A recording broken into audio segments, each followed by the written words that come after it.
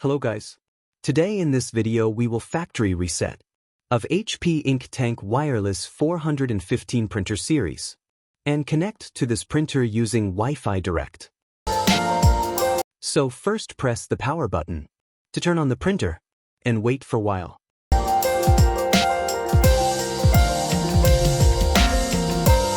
Once the printer is turned on, then take a sheet of paper and load it into the printer's paper cart.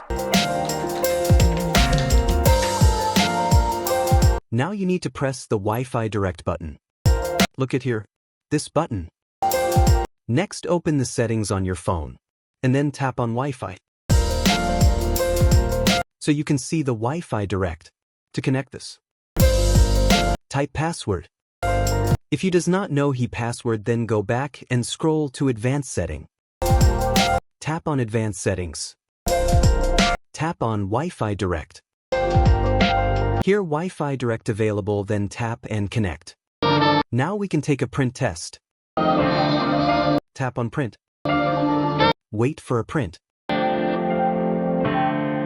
Thanks for watching. We will back with another video.